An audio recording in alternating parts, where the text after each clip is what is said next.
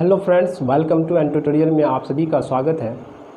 आज हम लोग क्लास 10 का एनसीईआरटी चैप्टर का एरिथमेटिक प्रोग्रेशन यानी समांतर श्रेणी को समझेंगे। उसके पहले थ्योरी को हम लोग समझेंगे, उसके बाद हम लोग क्वेश्चन को बनाने की कोशिश करेंगे। देखिए बच्चों, मेरा जो मकसद है आपको थ्योरी पहले पहुंचाया जाए, उस थ्योरी को समझाने के बाद तब आप क्वेश्चन पे अटेम्प्ट कीजिए। और मुझे उम्मीद है कि आपको जो भी इम्पोर्टेंट सवाल होंगे जो बोर्ड में पूछे जाने वाले हैं उस सारे क्वेश्चन को हम एनसीईआरटी का करेंगे और मुझे उम्मीद है कि आपको बहुत ही हेल्प मिलेंगे। चलिए अब हम लोग थ्योरी को शुरू करते हैं। आपके सामने में बोर्ड में दिख रहा है समांतर श्रेणी। तो समांतर श्रेणी बच्चों किसको कहते हैं? Arithmetic progression. अरिथमेटिक प्रोग्रेशन को समझने से पहले हमें सीक्वेंस को समझना है। देखिए मेरे प्यारे बच्चों, सीक्वेंस कहता है किसे? तो सीक्वेंस एक्चुअली जो होती है कि हमारा कोई भी डेफिनेट नंबर्स का अरेंजिंग को कहते हैं, इसे हम सीक्वेंस कह सकते हैं। फॉर एग्जांपल 2, 4, 6, 8 यानी किसी दो का टेबल लिए उसके मल्टीपुल कर दिया जाए तो वो भी आपका एक सीक्वेंस है। 2, 3, 5, 7 ये भी आपका सीक्वेंस है, लेकिन किस नंबर का सीक्वेंस है? प्राइम नंबर का, यानी अभाज्य संख्या का, प्राइम नंबर का आपका सीक्वेंस है। समझे?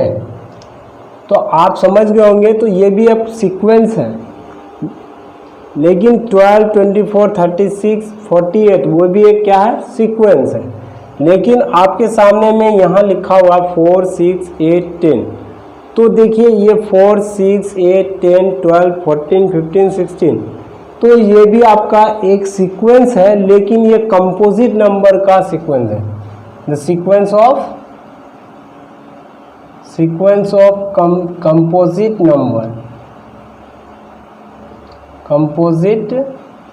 नंबर। तो हिंदी में इसे कहेंगे बच्चों यानी भाज्य संख्या का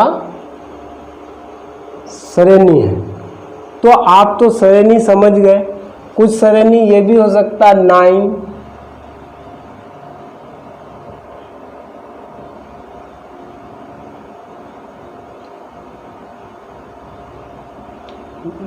लिया जाए।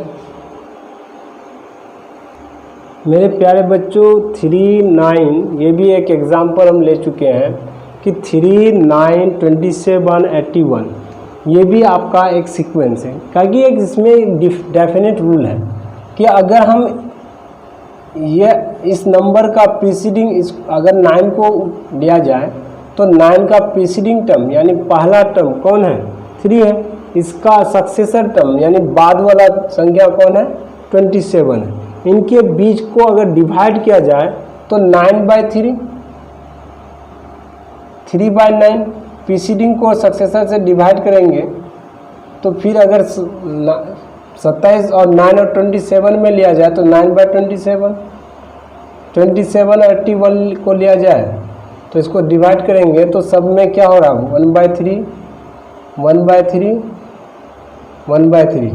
तो हमारा एक डेफिनेट रूल है कि अगर इस नंबर का जो सीरीज लिए सीक्वेंस बनाए तो हमारा इसका डिवाइड में हो या उसके मल्टीपुल में हो या इनका डिफरेंस में हो, तो हमारा एक रूल के हिसाब से अगर वो जाता है, या कंपोजिट नंबर का अगर सीरीज ले रहे हैं या आपका ऑड नंबर का या इवन नंबर का, तो ये सारा एक क्या है? सीक्वेंस है।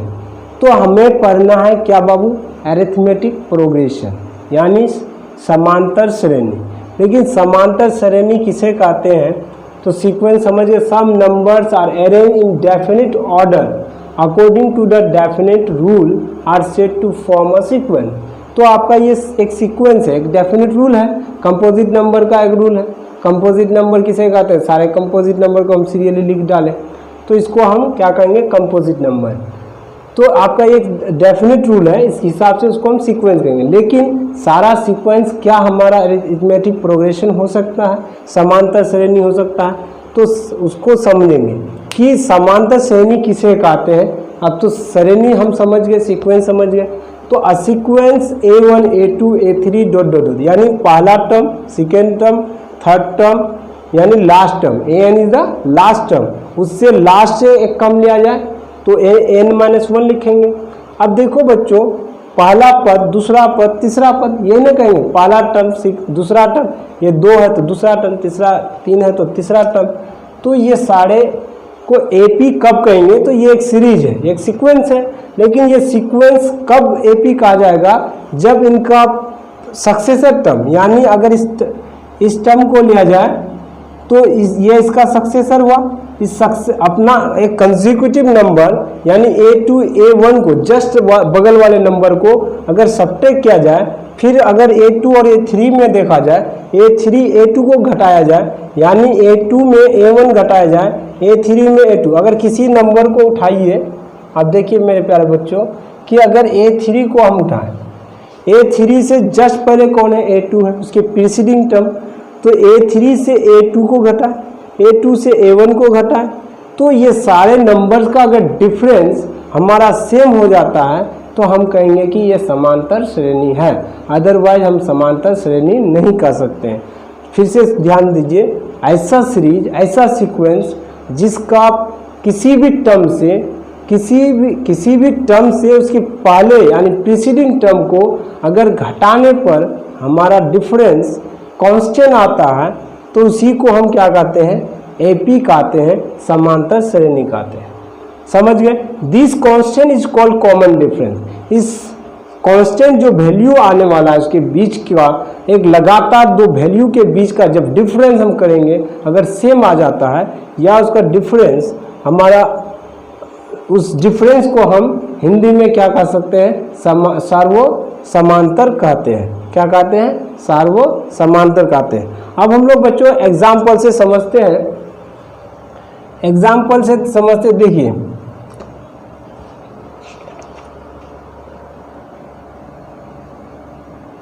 टू 5 8 11। तो अब देखिए कि समांतर श्रेणी किसको कहते हैं? जब हम, ये तो सीरीज है, लेकिन ये सीरीज है, सीरीज के बीच का डिफरेंस, दो लगातार वैल्यू को उठाइए, उसका डिफरेंस क्या है? 3 है। 2 और 5 का डिफरेंस क्या है? 3 है। 5 और 8 का डिफरेंस 3 है। 8 और 11 का डिफरेंस 3 है। तो अगर कोई एपी कब कहेंगे? जब कोई सीरीज में दो कंसेक्यूटिव नंबर के बीच का डिफरेंस अगर हमारा सेम आ जाता है, यानी 3 3 आ गया, तो उसी को हम क्या कहेंगे? एपी कहेंगे, अरिथमेटिक प्रोग्रेशन कहेंगे। आप समझ गए होंगे? तो आप इसको स्क्रीनशॉट कर लीजिए। ओके बच्चों, आप स्क्रीनशॉट कर लिए होंगे तो आप इसको अपना नोट कॉपी में जरूर राइट डाउन कीजिए, और आप एरिथमेटिक प्रोग्रेशन को आप अच्छी तरह से समझ गए। चलिए अब हम लोग, क्या कॉमन डिफरेंस हमारा माइनस में होगा या नहीं होगा, तो आप कमेंट करके जरूर लिखिए। लेकिन कॉमन एक्चुअली क्या होता है कि आपका जो एपी का जो कॉमन डिफरेंस होता है वो क्या होता है? माइनस भी हो सकता है। क्यों? क्योंकि हमको किसी भी टर्म को उठाना है, उस टर्म से अपने प्रीसीडिंग वाले यानी पहले वाले टर्म को क्या करना? सब्ट्रैक्ट करना। अगर मान लिया जाए हमारा एग्जाम्पल एक ये भी हो सकता है बच्चों, एग्जाम्पल ये भी हो सकता है 100 95 90 85। तो ये हमारा क्या है? एपी है। देखिए ये 95 से पहले कौन? 100, 95 माइनस 100 यानी -5, 90 माइनस 95 यानी -5। तो हर एक डिफरेंस क्या होता है? डी का वैल्यू -5 आ रहा है, इसका मतलब इसका डिफरेंस सेम है। अगर किसी दो लगातार वैल्यू के बीच का अगर कॉमन डिफरेंस सेम आ जाता है तब हम कह सकते हैं कि ये एक एपी है। ओके, एपी को आप समझ गए। लेकिन एक बात और याद रखना मेरे प्यारे बच्चों कि अगर हमारा सीक्वेंस, क्या सारा सीक्वेंस हमारा एपी हो सकता है? आपका क्वेश्चन, आप सवाल का जवाब दें, यस या नो, जरूर कमेंट कीजिए। आपका जवाब नहीं होना चाहिए। ओके, तो यानी सारा सीक्वेंस हमारा एपी नहीं हो सकता है, लेकिन सारा एपी सीक्वेंस होगा। ओके, चलिए हम लोग कुछ एग्जाम्पल देखिए मेरे प्यारे बच्चों। General term of an AP, AP का जनरल फॉर्म क्या हो सकता है? आप उसको समझने की कोशिश कीजिएगा। आप देखिए, let a be the first term, मान लिया जाए ए आपका पहला टर्म है, किसी भी अरिथमेटिक प्रोग्रेशन का कुछ ना कुछ पहला वैल्यू होगा, उसके बाद दूसरा होगा, तीसरा होगा, चौथा होगा, इस तरह से चलते रहेगा। तो देखिए let a be the first term and d be the common difference, यानी उसका सार्वो समांतर क्या है, डी है और पहला पद ए है, यानी फर्स्ट टर्म ए है, कॉमन डिफरेंस डी है, और the given A P, then तब हम क्या कह सकते हैं T1, यानी पहला टर्म को हम लिख सकते हैं T1 बराबर ए प्लस डी, यानी T1 बराबर यानी पहला वैल्यू बराबर ए ही होगा। उसके बाद T2 यानी सेकेंड टर्म बराबर क्या होगा बच्चों, ए प्लस डी। क्यों?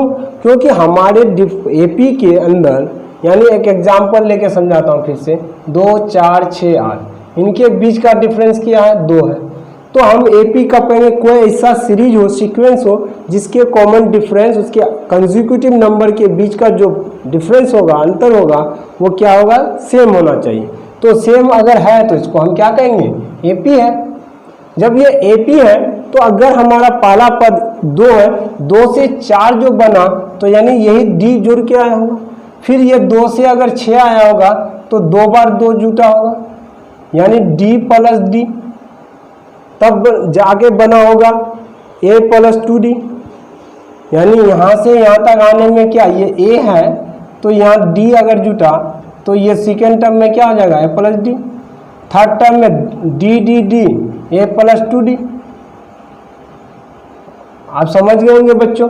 आप देखिए उसी तरीके से हमारा T3 में फिर एक बार फिर डी जुड़ेगा, क्योंकि सेम डिफरेंस होगा तब ना, क्योंकि इसका डिफरेंस करोगे तो डी निकलेगा। तो इसी तरह से ए प्लस 2d, क्योंकि फिर इसका डिफरेंस करोगे तब ना जाकर के आपका डी निकल के आएगा। तो उसी तरीके से T4 ए प्लस 3d। एक चीज़ आपका एक सीक्वेंस चल रहा है, यानी इसका टर्म अगर चौथा टर्म है तो हमारा डी कितना ले रहा है, एक कम डी ले रहा है। इसका मतलब अगर हमारा ये Tn चलता होगा तो हमारा a प्लस इस d की संख्या एक घट जाएगा n से, अगर n का वैल्यू नेचुरल नंबर से, क्या है, n का वैल्यू नेचुरल नंबर से, यानी n अगर 10 है तो यहाँ 9 होना चाहिए, n अगर 11 है तो ये 10 होनी चाहिए। इसी तरह से n है तो इसका मतलब एक कम तो n-1 इंटू डी। तो इसी तरीके से हमारा एपी का जनरल फॉर्मूला निकल के आ गया। ठीक है, अब हम उसको अच्छी तरीके से एग्जाम्पल के साथ समझेंगे। तो आपका Tn कौन है बच्चों, तो Tn क्या है, एक हमारा nth टर्म है, यानी लास्ट टर्म है। Tn is the nth term. इसका जनरल फॉर्म लिख देते हैं Tn या An बराबर, इसको हम कहेंगे लास्ट nth टर्म। क्या कहेंगे, nth टर्म का मतलब हुआ बच्चों कि अगर ये Tn यानी n का वैल्यू अगर 2 है तो सेकेंड टर्म, n का वैल्यू अगर 3 है तो थर्ड टर्म, n का वैल्यू 4 है तो फोर्थ टर्म, n का वैल्यू 5 है तो 5th टर्म, n का वैल्यू 6 है तो 6th टर्म, n का वैल्यू 7 है तो 7th टर्म। ओके, आप समझ गए होंगे। तो अब देखिए ए इज द फर्स्ट टर्म, पहला पद, ए क्या है, फर्स्ट टर्म। हिंदी वाले बच्चे हिंदी में लिख लीजिए। ओके, ए है तो फर्स्ट टर्म यानी पहला पद। L is the last term, L is the last term, L या An, ठीक है, L को हम लास्ट टर्म भी बोल सकते हैं, इसका नोटेशन को लिख लीजिए। ओके, N क्या, number of terms, N equal to number of terms, number of terms, N equal to number of terms. Sn किसको कहते हैं, Sn sum of the first n term, sum of first n terms. Okay बच्चों, आपको arithmetic, मुझे उम्मीद है कि arithmetic का ये जनरल फॉर्मूला तक आप समझ गए होंगे, और आपका क्लास 10th का पहला चैप्टर से रिलेटेड अब सवाल आपका बन सकता है। हम कुछ एग्जाम्पल दे करके आपको अभी समझा रहा हूँ, आप जरूर देखिए। देखिए बच्चों, आपका क्वेश्चन आ चुका है स्लाइड पर, आप देख सकते हैं। Find the 20 terms of the sequence तो आपका एक सीक्वेंस दिया हुआ है, यानी एरिथमेटिक प्रोग्रेशन दिया हुआ है, यानी सीरीज दिया हुआ है। तो ये सीक्वेंस है, तब सबसे पहले आपको देखना है कि ये एपी है या नहीं है। एपी चेक करने के लिए हमें क्या करना है, दो कंसेक्यूटिव नंबर के बीच का डिफरेंस देखना है। तो डी बराबर क्या होता है 7 - 2, यानी इस नंबर को निकालना है, लेना है, किसी भी नंबर को लेना है, उसके प्रीसीडिंग टर्म को घटा देना है। तो इसका वैल्यू 5 आया, 12 में 7 घटाए तो 5 आया। इसका मतलब ये अरिथमेटिक प्रोग्रेशन है। डी का वैल्यू 5, ए का वैल्यू कितना है बच्चों 2, एन का वैल्यू 20 टर्म मांग रहा है। तो ए 20 बराबर एन टर्म, यानी ए एन, डेट मीन्स ए 20 बराबर हुआ। तो अभी हम लोग जो जनरल फॉर्मूला निकाल सकते हैं, यानी टी एन बोलिए या ए एन बोलिए, बात सेम है, ठीक है। तो हमारा ए एन का फॉर्मूला क्या निकल के आया था बच्चों, A plus N minus 1 into D. तो अब इसी में ए 20 टर्म, तो जहाँ एन है वहाँ 20 डालना, क्योंकि एन का वैल्यू 20, ओके 20 टर्म्स। तो आपका निकल जाएगा ए का वैल्यू 2, एन का वैल्यू आपका 20 माइनस 1 इंटू डी। डी का वैल्यू कितना हो गया बच्चों 5। आप देख सकते हैं 2 + 19 गुना 5 क्या हो गया, 2 + 95 97, ओके। इस तरह से हमारा सवाल बन सकता है। कभी यही इसके 4 रिलेशन है, 1 2 3 4।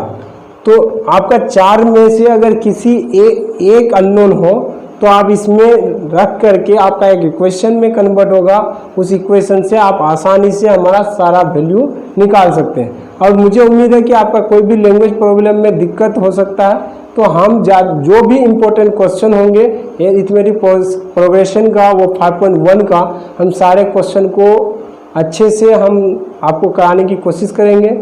चलिए अब नेक्स्ट क्लास को कल मिलते हैं हम, और मेरे चैनल को सब्सक्राइब करें, लाइक करें, शेयर करें, अपने दोस्तों तक जरूर पहुंचाइए। और आपको ज़्यादा अगर कहीं भी थ्योरी में अगर दिक्कत हो तो आप ज़रूर कमेंट कीजिए। Thank you, stay home, stay safe, जय हिंद।